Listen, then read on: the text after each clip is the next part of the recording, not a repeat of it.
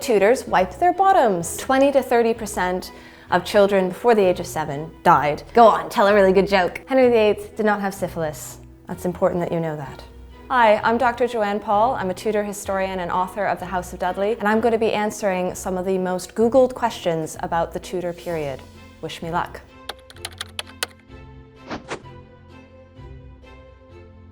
When did the Tudor period start and end? Both an easy question and a very, very difficult question. The easy answer to this question is that it started in 1485 with the conquest of Henry VII, and that it ended in 1603 with the death of Elizabeth I. Now, the annoying, complicated historian's answer is that that's all very modern periodization. The Tudor period doesn't really start until Henry VII's son, Henry VIII, comes to the throne. Because if he had died, if Henry VII had died, would we still call it the Tudor period? Probably not. And same with the death of Elizabeth. When James I comes to the throne, he comes to the throne because he's a descendant of Henry VII, so very much still part of that family line. So these cutoffs that we have, 1485, 1603, they're convenient, but they don't necessarily reflect the thinking at the time. That being said, if you get the question in a pub quiz, 1485, 1603. Is Tudor England medieval? Ooh, I like this question. I would set this question as an essay question to my students because it's quite complicated, actually. Academics, we tend to put a line between the medieval and what we call the early modern period, somewhere around 1450, 1500. So the beginning of the Tudor period falls right into that grey space at the end of the 15th century. How did the Tudors take over England? The important part of that is takeover. It was a conquest. Henry VII, he'd been in France in exile, hiding essentially from Richard III. And he sails over with a force of men. Others join him when he arrives in England. And he ends up with a force of between 5,000 and 8,000 men. Richard III, who is on the throne at the time, has many, many more than that, either side of 10,000.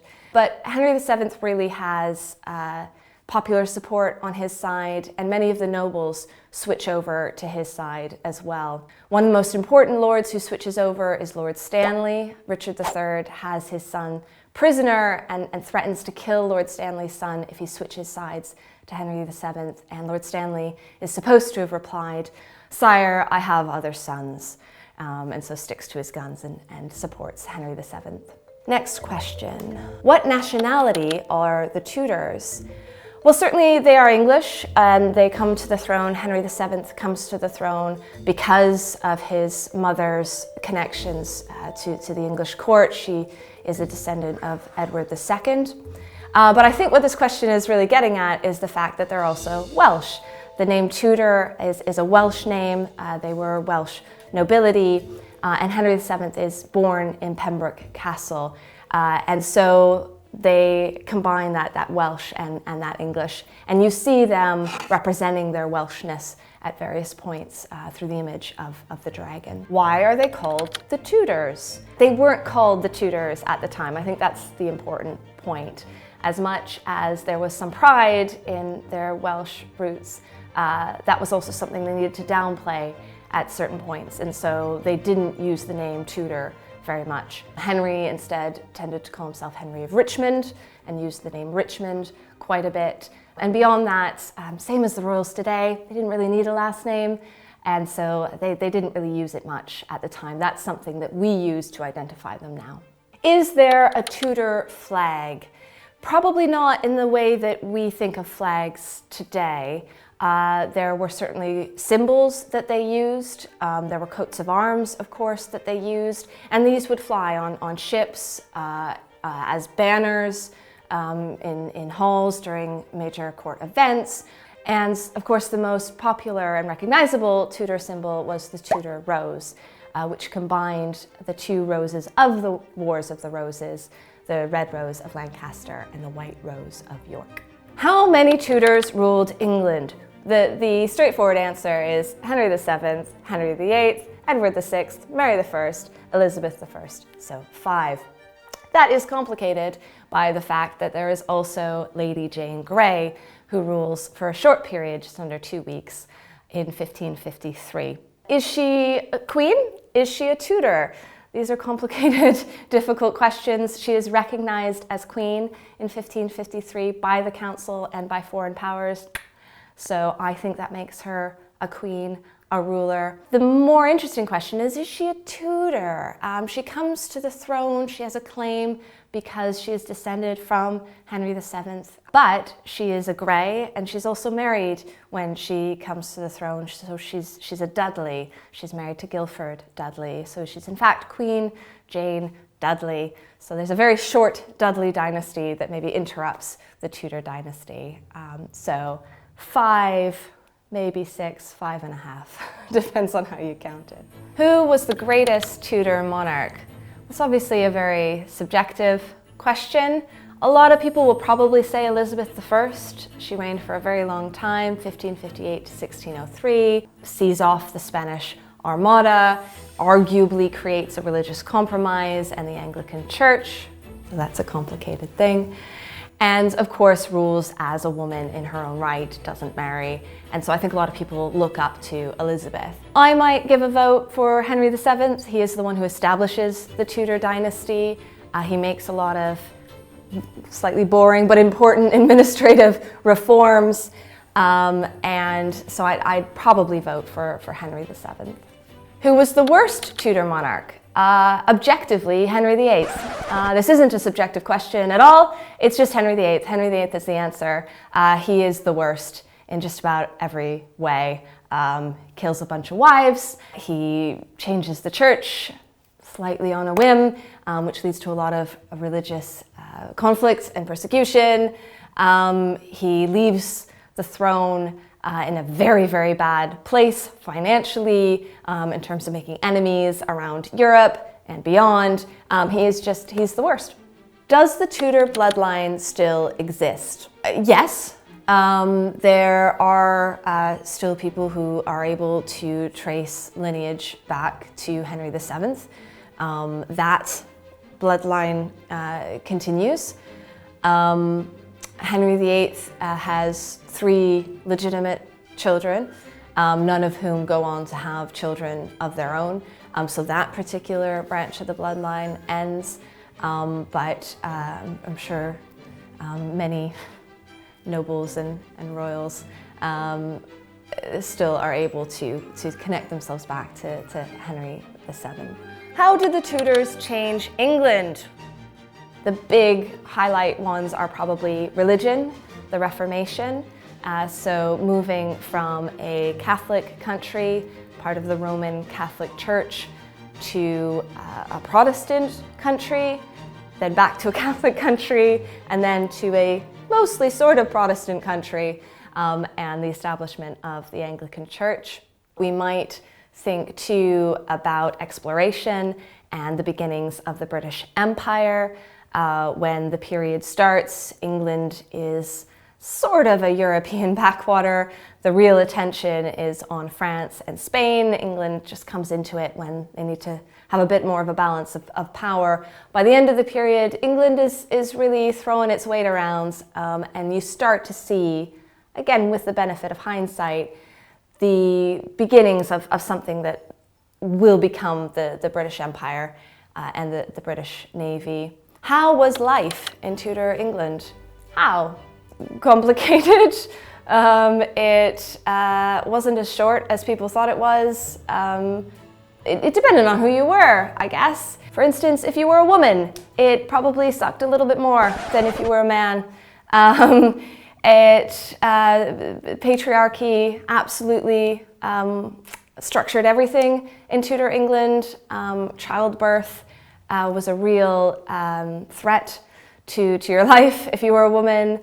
Even at sort of the highest levels of society, if you were a woman, you'd probably be married off very young, younger than if you were, say, the daughter of a merchant or something.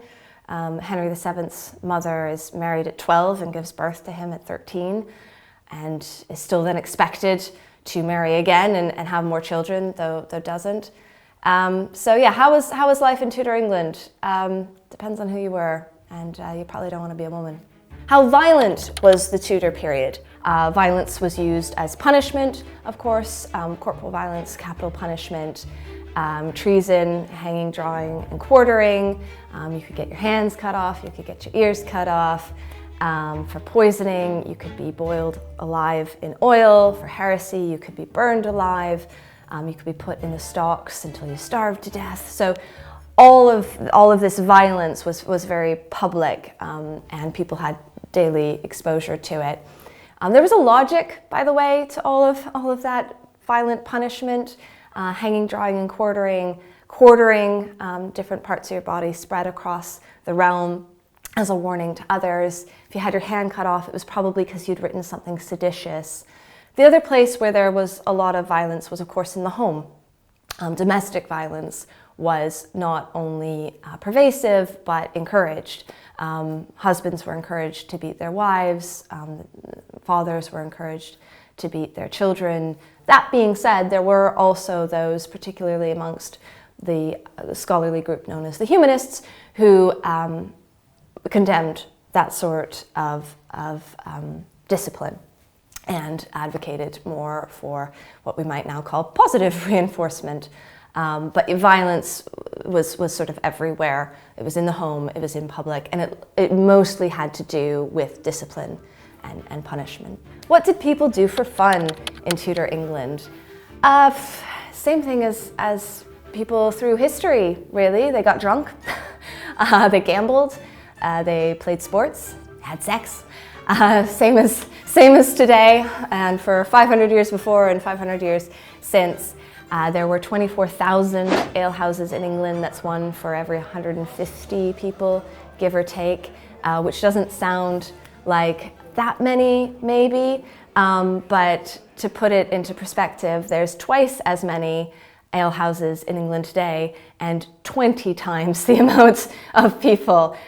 So there were a lot of alehouses around and people used them very, very frequently. There was also enforced fun in Tudor England. All of these things, gambling, football, and so on, were illegal, partly because with their leisure time, Tudor people were supposed to be practicing archery.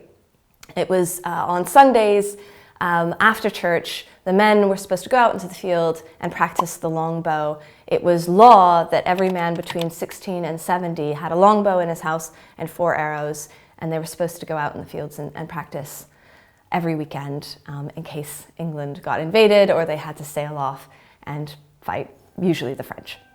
What did people in the Tudor period wear? Very much depended on who you were. And that was by law. There were something called sumptuary laws, which required people to wear things appropriate to their station. So elaborate fur gowns, for instance, certain colors, certain fabrics were restricted to the nobility or even the royals, and you couldn't wear them. You could be arrested and fined and put in the stocks and everything else if you were wearing them below that level. But standard male clothing probably involved hose, which is sort of like leggings, a doublet, and maybe a gown. Women often were wearing sort of a linen undershift, and then a gown, a kirtle and a gown on top of that. Sleeves were often separate items that had to be attached. They didn't wear knickers. But it's also something we have to remember again, that the Tudor period is over 100 years. So what people wore in 1900 as opposed to 1999, well, it's going to be very different, and same for people who lived in 1500 and 1599. Fashions changed quite a bit over that period, and it often had to do with who was on the throne. So when Henry VIII was king, for instance, it was all about masculinity and pointing at your codpiece. But when Elizabeth was on the throne, men had slightly more feminine profiles, and it was often more about the belly than it was about any other part of their anatomy. What did people in the Tudor era eat and drink? Well, there were some standard items that were on everyone's table, from the farmer to the King of England. Bread. Bread was a huge staple. Pottage, which is sort of a savory porridge, involved grains, vegetables, maybe a little bit of meat, depending on if you had any handy. Cheese was absolutely a staple, and beer. Beer was a huge staple, and just about everyone drank beer. That being said, if you were Henry VIII, you would have elaborate meals, 14 courses sometimes, every kind of animal imaginable roasted and put on your table.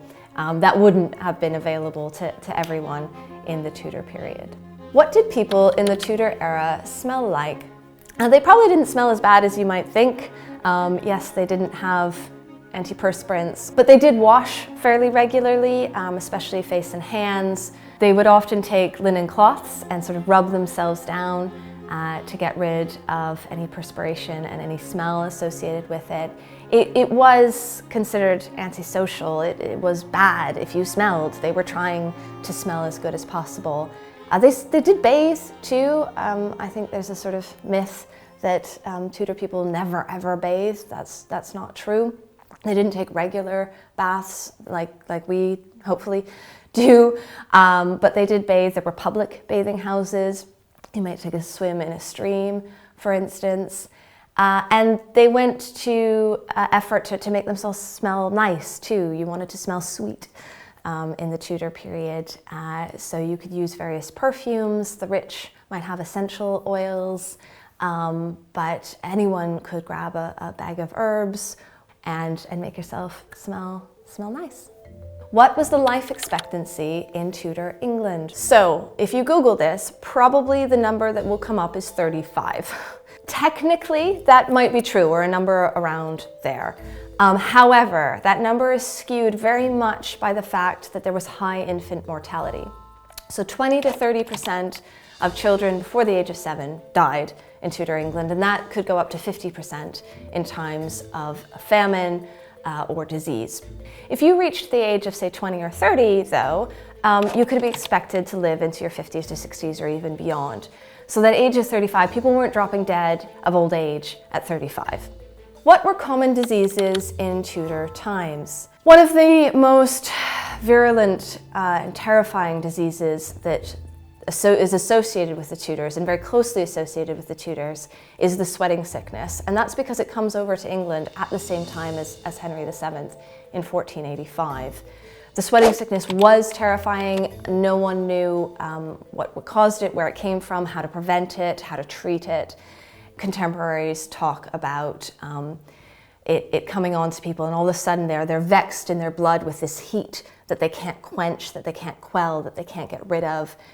They can't lie down in their beds because they're just so hot. They're pouring water down their mouths just to try to deal with this heat.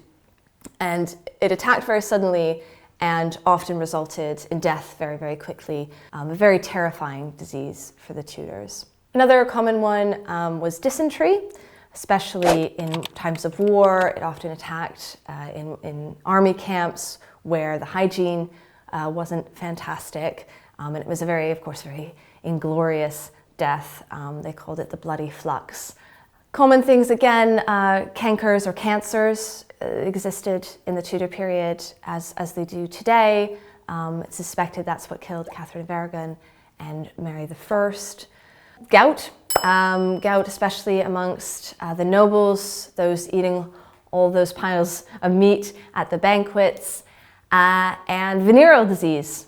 Always some venereal disease, but very, very important. Henry VIII did not have syphilis. Many people had syphilis, including some royals. Henry VIII did not have syphilis. That's important that you know that. How did Tudors wipe their bottoms? I mean, the answer is probably not as interesting as you're hoping it is.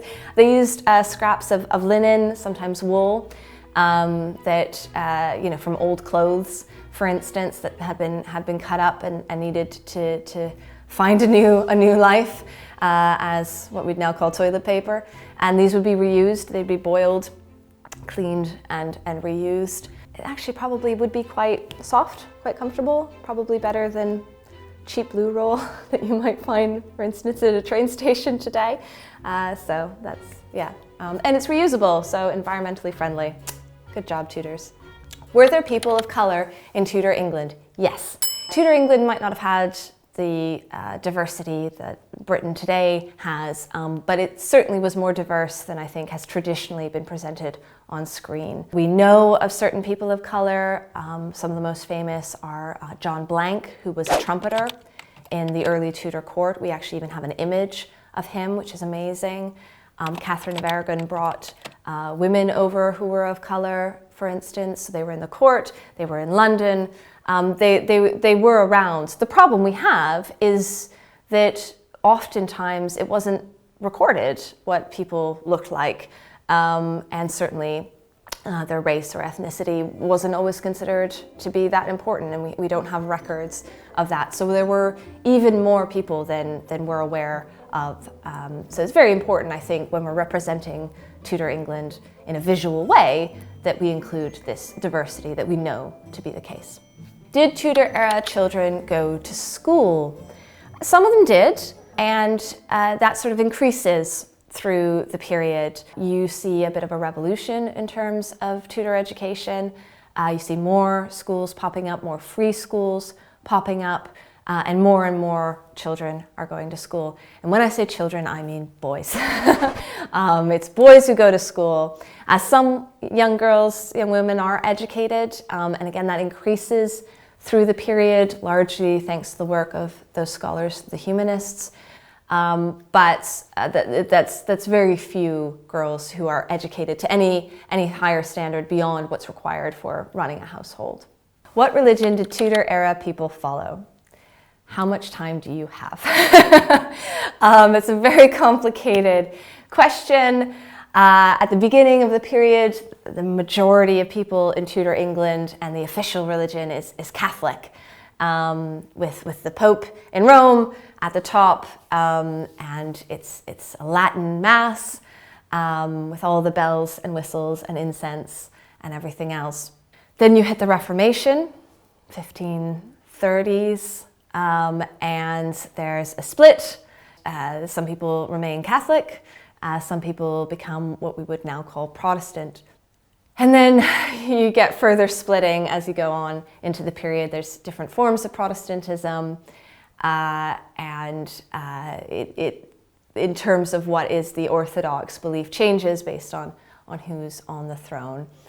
So thank you, Google, for that very complicated question. I'd love to know how Google answers this question, by the way.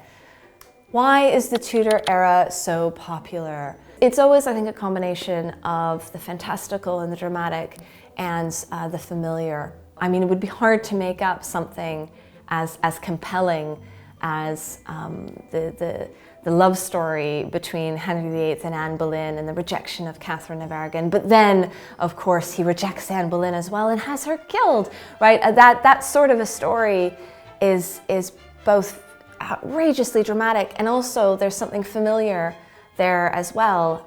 In the 16th century as well as today, there are people who, of course, relate to Catherine of Aragon. There are people who relate to Anne Boleyn. I think that's what makes the Tudor period so popular today. What is the most accurate Tudor movie? I think the most accurate representation of Henry VIII is in that classic, wonderful film, Man for All Seasons. I think they nail him in that film. It's still, I think, the best representation of Henry VIII I've ever seen. And some of the more recent films have paid a lot of attention, I think, to costuming and sets. So the recent film Firebrand about Catherine Parr, for instance, they had some fantastic consultants on that film, and you can see it. It's very visually accurate, I think. What are some unusual facts about the Tudors? I hate questions like this. It's like asking a stand-up comedian, go on, tell a really good joke. When and if William, Prince of Wales, comes to the throne, he might be the first descendant of Henry VIII to come to the throne since Elizabeth I. And that is because his mother, Princess Diana, was a descendant of someone who might have been, and probably was, an illegitimate child of Henry VIII. So I think that's quite interesting. I think that's quite cool. But I find these questions so difficult. I think that's all the questions. You really put me through my paces there. I did my best with them. I don't know if I'm as good as Google, not as good as Google. But if you liked this video, please like and subscribe. And of course, check out all the amazing content by History Hit. And if you want more Robert Dudley in your life, check out the House of Dudley.